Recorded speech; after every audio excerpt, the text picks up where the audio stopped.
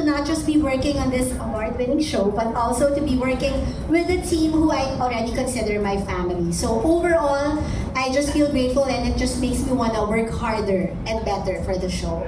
Thank you. Did you ever expect that it will last till Season 10? Actually, no, kasi it launched nung pre-pandemic, tapos nag-pandemic. So we didn't really expect na actually it would thrive and survive. So after 10 seasons, I think it proves that we are doing something right, and that we should continue on. It serves as a validation for all our hard work and perseverance. Yeah. By the way, yung first question, the challenges that you face. The challenges, I think the challenges is really the competitors of like, you're competing with everyone's attention.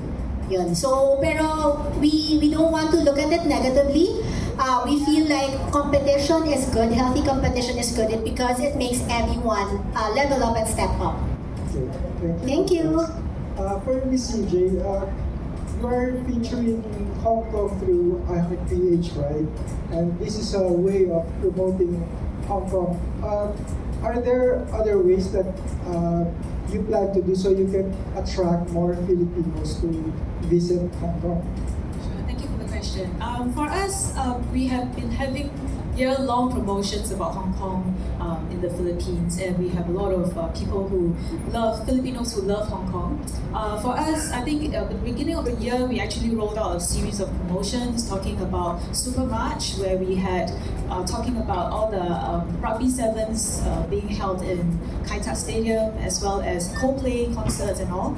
Moving on, we had our cultural beats talking about the Dragon Boat Festival, so giving people a lot of reasons to go to Hong Kong. And moving along, I think we just heard about the Summer Viva, which is something which we wanted to showcase all these summer activities in Hong Kong. So apart from all your Disneyland as well as Ocean Park activities, for families who want to maybe have a little bit more of the education aspect, you can also take a boat ride to the Sai Kung area, which is the eastern side of Hong Kong, to really look at the volcanic rock formations and all these things which you can learn about nature, about geography and all. And I also heard that the Filipinos are very much into wellness and running. So all the greenery in Hong Kong, which takes up about 40% of Hong Kong actually, is really the place to go to enjoy summer viva in Hong Kong. Yeah. Thank you. Thank you, Brittany. All right, we'd like to remind moving forward, please state your name to everyone who's going to ask a question. Please state your name and media affiliation first before throwing your question. Thank you. Hello, good afternoon. First question is for Valerie. I'm Jeff Fernando from the Daily Tribune. Valerie, di ba there's a saying na mag-travel ka hanggang gusto mo, di ba? As a travel show host, award-winning yung show mo, ano yung pinakamasaya at saka ano yung pinakamahirap pag nag-travel? Pinakamasaya sa pagta-travel is really exploring a new place that you've never been to. When you travel kasi, parang opens up your mind, opens your eyes to a whole new experience na nakasanayan kasi natin nasa comfort zone tayo. But when you go to a new place, marami pala, malaki ang mundo, malawak ang mundo. I think that's the biggest thing for me. And also connecting with other people, with other nationalities. And the challenge, syempre, when you get older, minsan, financial constraints, time constraints, and also health constraints, syempre pag nagkakaedad na, the joints and all that. So I think those are the challenges, and I think you have to find the perfect balance of your vitality and also if you can afford it. Kasi ang uso kasi ngayon is travel, next time mo na problemahin yung gastos. To me, I think you have to be responsible with all of that as well, and to find the perfect balance that you can enjoy life while also preparing for your future. Thank you. And for my next question is for the Hong Kong tourism. Hello, ma'am. Hello, good afternoon. Hi. Two questions in one. How will you describe Filipino tourists visiting Hong Kong? And how's the Philippines arrival in Hong Kong so far this 2025? Sorry, just to clarify, your first question is? How will you describe Filipino tourists visiting Hong Kong? Are they happy, always excited, outgoing? I think the best, because we also bring in media fan as well as we bring in our trade partners for fan trips to Hong Kong. I think the most happy bunch is always from Philippines, so we are always very happy to host you all to Hong Kong. But on the general, in terms of Filipino travelers to Hong Kong, we actually see a little shift in the trend of the things that they're looking out for. So because they are very familiar with Hong Kong, I think they are looking into more immersive experiences when they go to Hong Kong. Say for example, they love the food in Hong Kong, but beyond just going to a restaurant to order a plate of dim sum, they want to make the dim sum. Right, and say for example, they also want to look at some of the cultural workshops that they can participate in. And beyond that, because of wellness, they want to go to the outdoors. They are also going to the Saigon area, all the different nature places, for them to enjoy Hong Kong, in terms of enjoying the nature. And beyond that, I think in terms of entertainment, music festivals is something that people are traveling for. So the Filipinos actually will travel to Hong Kong for your big events like your music festivals, Hong Kong Wine and Dine Festival, and a lot more of all these events that we have throughout the whole year in Hong Kong. So I think that's, for Filipinos, that's what they are going to Hong Kong for, and they will continue to enjoy all the different programming that we have throughout the whole year. I just want to add to what Ms. CJ said. Everything that she mentioned, we experienced it at iHeartPH. So I also made dim sum shrimp dumplings sa Tim Ho Wan mismo in one of their original branches in Hong Kong. At kasama ko yung chef mismo, one of the OG chefs of Tim Ho Wan. So that's one of the experiences that we are going to share in the first few episodes of iHeartPH Season 10. Okay, thank you, Jeff of Daily Tribune. Now, Hi, good afternoon. I'm Glenn, si Bonga from Showbiz Bonga. Yes, my first question is for Valerie. You said earlier you're doing good with your season 10. You're really doing good because you also won an award from the PNBC Star Awards. What was your reaction when you received the award? Grabe siya, yung alam mo yung parang kinalabutan ka, ganun yung feeling. Goosebumps, yung pinangarap mo siya ng matagal, pero nung nangyari na, iba pa rin yung feeling. Parang ang sarap-sarap ng feeling, parang nasa cloud 9. And talagang lalo kami na-inspire na, oy, pagbubutihin natin, next year, kailangan lalaban ulit tayo. Ganun yung pakiramdam namin. We're not resting on our laurels. In fact, we're actually leveling up and making our work even better. Para merong may Inspiration. Yeah, oo. Parang sinabi niyo sa Hong Kong tourist, oy, winner ka yeah. Yes, congratulations, Valerie. Tumang sige. Yes, are there any specific trends or patterns that you have observed among Filipino travelers going to Hong Kong? Yeah, I think in terms of trends, because for Filipinos, a lot of you are going to Hong Kong. In fact, last year we had about 1.2 million Filipino visitors going to Hong Kong, and we're very happy and very, very honored to have the love of all the Filipinos going to Hong Kong. And for this year, we also are doing very well. We are in fact having a plus 21% increase as compared to last year. So I think all the promotions that we're doing is really working well. And so beyond all the attractions and all the things that Filipinos already know, I think for us, we also want to talk about all the immersive experiences, all the hidden alleys. They're moving into the little alleys to look for neighborhood shops, to look for your 100-year-old dim sum cafe kind of thing. So those are the little things that we want to bring out to the Filipinos to let them know that there's a lot more for you to try in Hong Kong, and we are constantly pushing out for new content, refreshing content, which is why we think for us to partner with iHeartPH is one of the best things, because we are aligned in terms of objective to really push out the fresh and I would say relevant content that your viewers will want to look into. thank you, Glenn. We have another question. Hi, good afternoon. I'm Janice from Bulldog. My question is for Valerie. As your co-host said earlier, a lot of Filipinos have been to Hong Kong. So I wanted to ask you, what something unique have you discovered that you want to show in this season?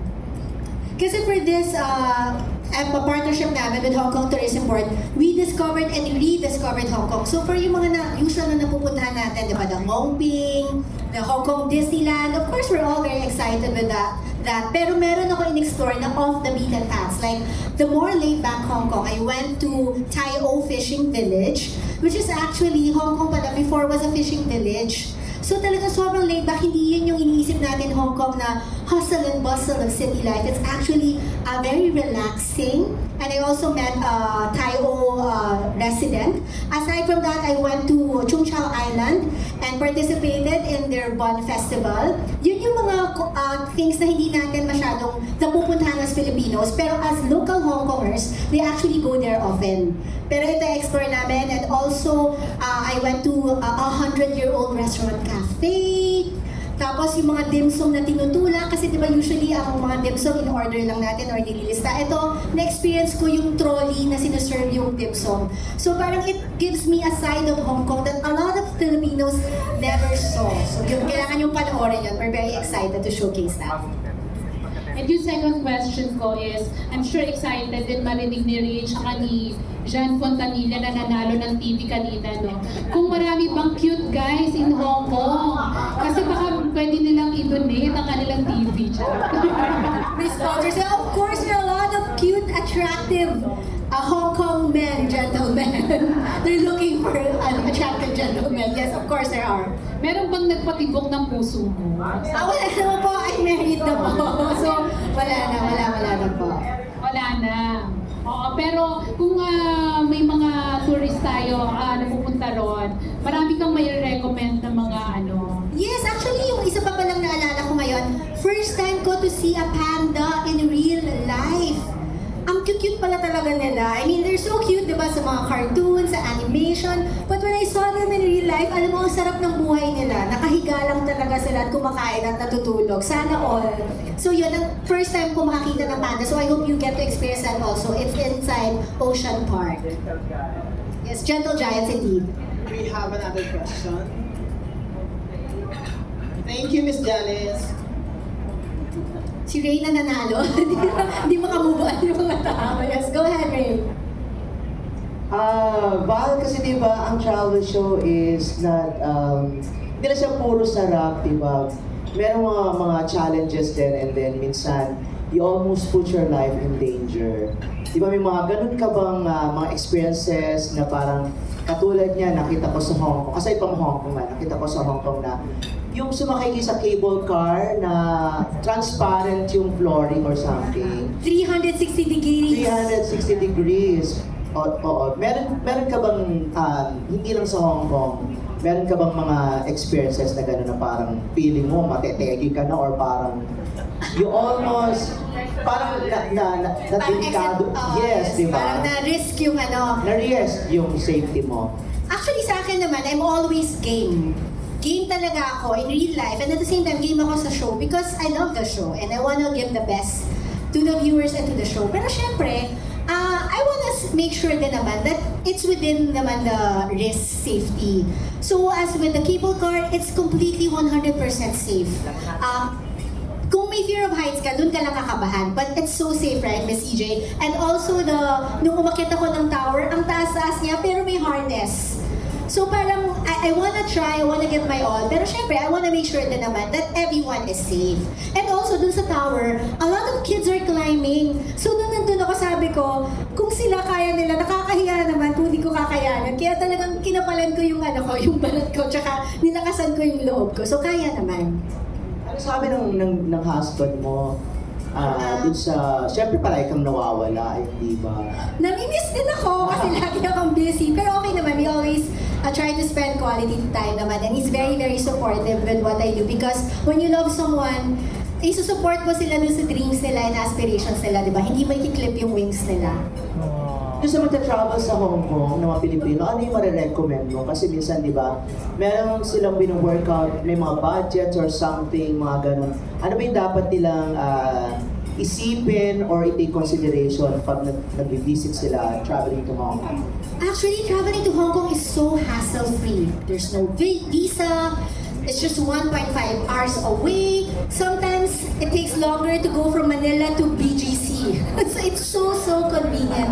I feel like it's not even, you don't even have to think twice when you go to Hong Kong. It's so convenient for every Filipino. And it's actually, maraming price ranges naman sa Hong Kong. If you want to go to a Michelin star resto, which I was able to do, you can. If you want to go, okay, I have a little small budget, you can go to street markets, night markets. So there's a wide range of options, activities for every Filipino. Ako, I love night market talaga. Saya, di ba? At saka street food. Yes. Miss CJ, ano? Cute guy daw. Miss CJ, there's a lot of Filipino artists working in Hong Kong, especially sa bars, and I know some of my friends also portray characters in Disneyland. What can you say about the Filipino artists in Hong Kong? I think on the whole, Filipino artists are very, very talented, and I think even when we talk about Filipinos, we expect you all to be able to sing and dance and entertain, you know. So, there's a lot of opportunities out there in Hong Kong for you all to really showcase your talents, and I think it's really enjoyable that we have all the world-class attractions for you all to showcase this talent, and it's a win-win situation. But adding on to what Valerie mentioned just now in terms of convenience, other than the convenience of flying into Hong Kong, I think within Hong Kong itself is also very easy to get around. The MTR station is very well, laid out. For me, a typical itinerary would be I wake up, eat my dim sum breakfast, and I'll go trekking. I'll take the MTR for 20 minutes and I will start at one of the trails. I will trek for maybe 2-3 hours, and then I come back to the city, ready to eat your street food and your Michelin star restaurant. It's really just a one-day itinerary. I cover a lot of things and different experiences that I think it will be a little bit difficult to cover in most other cities. I want to add on to that, no, kasi Ray mentioned that a lot of Filipinos are working in Hong Kong. Actually, sa Hong Kong Disneyland, dalawa lang yung ambassadors nila. There are only 2 ambassadors in Hong Kong Disneyland, and one of which is a Filipina whom I met also. Thank you, Ray. We have another questions from this table. Congratulations on your. I'm Ron Ryan from Manila Times. How did this collaboration come about? Siguro Miss CJ can mention it. Miss CJ, it's addressed to Miss CJ. How did the collaboration start? Sure. So for us, we try to keep a very close relationship with all our media partners as much as possible, and also to to understand the media landscape here in the Philippines. And of course, we are very much aware and very familiar with this very popular program, iHeartPH. And when we were approached to say, do you want to talk about Hong Kong, we were like, wow, very excited because, you have millions of Filipinos watching this show. This is really the best platform for us to showcase Hong Kong. So we were very happy to host Valerie over to Hong Kong and for her to enjoy all the experiences. And I would say a lot of them I haven't even tried myself. So that's something after I watched the episodes I really want to try it myself. Yeah. Thank you, RR. Another question. I'm Nari from GMA. For Valerie first. Valerie, since 10 years na, no? What are 10 seasons. Ay, sorry, 10 seasons. Since 10 seasons na, what are your learnings from this show na about traveling and life?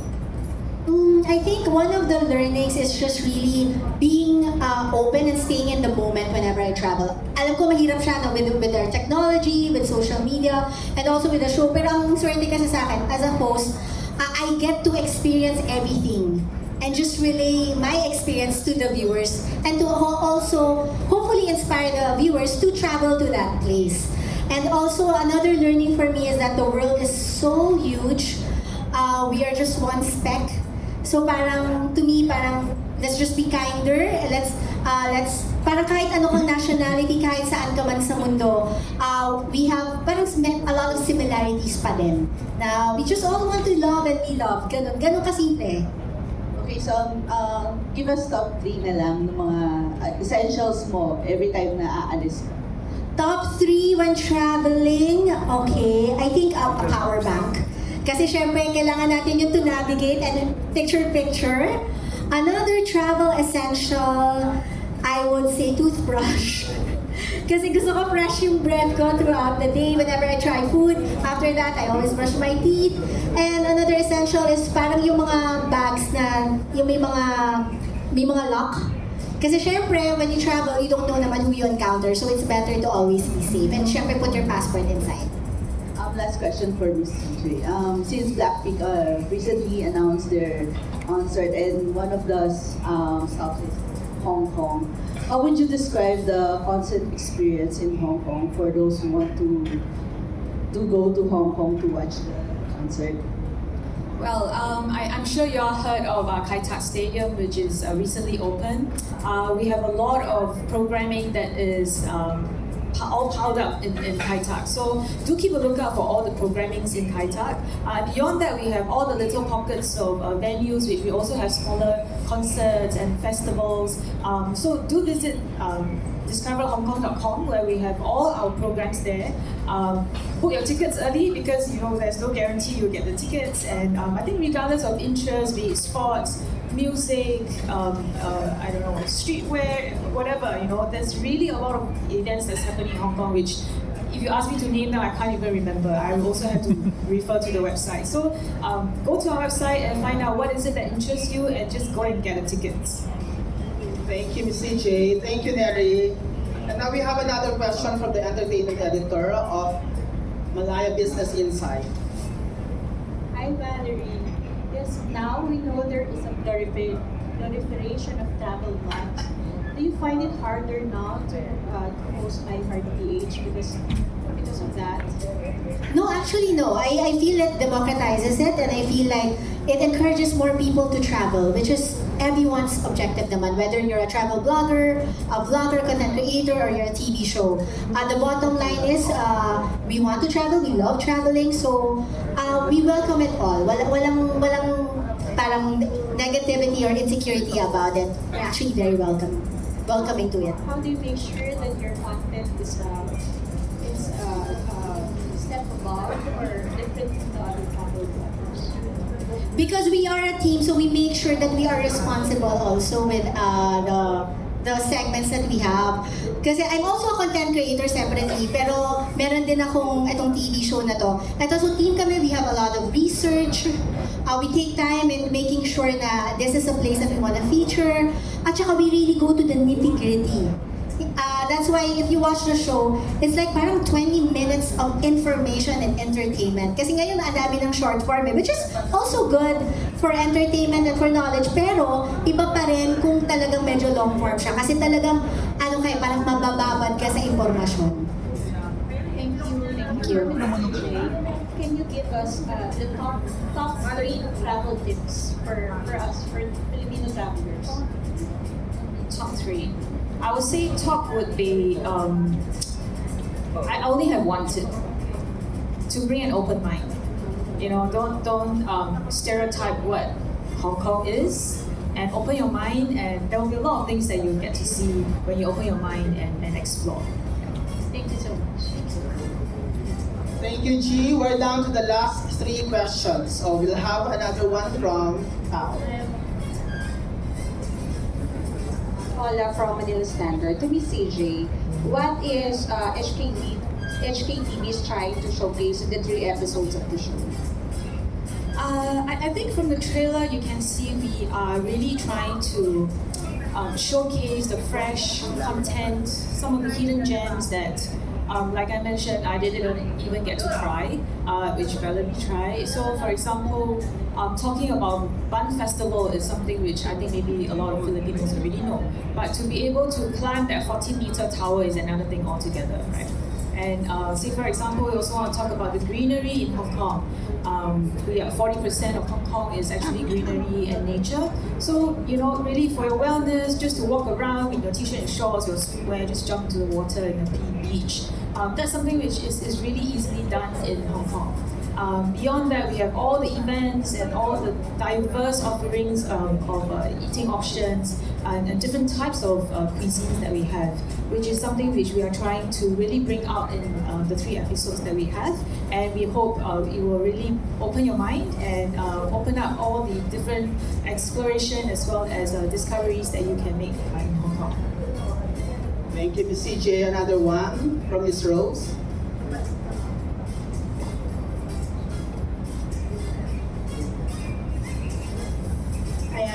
Congratulations congratulations, both of you. And with Valerie, yeah, first is, can you give us at least 3 places or 3 countries that you would want to feature and to discover in iHeartPH? Okay, 3 countries. These are countries that I've never been to. First is Switzerland. Kasi narinig ko nga na parang postcard doon and parang kang nasa painting, sa loob ng painting. I would want to visit that. I would also want to visit, let me see. Siguro Croatia. Yung mga malayo, yung Europe, yan, yung mga ganyan. Croatia. And I've also been curious about South Africa. Good choices. Yes, and then, syempre, you've been to different places, different countries. Although your family is here in the Philippines, I assume, tama? Yeah. Aside from that, when you travel, naisip mo ba yung parang gusto ko na dito tumira or what? But what made you, sa Pilipinas pa rin ako? Alam mo, never ko naiisip yan. Lagi kong gustong bumalik ng Pilipinas. Parang, pag may kasama ko nagtatravel, they always say, sarap tumira dito. Sana dito na lang ako nakatira. Dito na ako bibili ng bahay, mga nangarap sila. Pero ako never. I always enjoy my travels, but I also love coming back to the Philippines. This is my home. So, iHeartPH talaga. Yes, that's right. iHeartPH. Okay. My last question. You know, Valerie, I love listening to you hosting, speaking. Mas magaling ka pa kasi sinasabing kamukha mo eh. But to be honest and sabi niya, meron ka pa bang dream na aside, of course, you're doing very well in iHeartPH and ang sarap ng buhay mo, traveling of course. Pero do you still wish na to do another show, do yung iba naman, yung mga ganyan? I do actually because I love hosting and I feel like I still have more to offer and to do.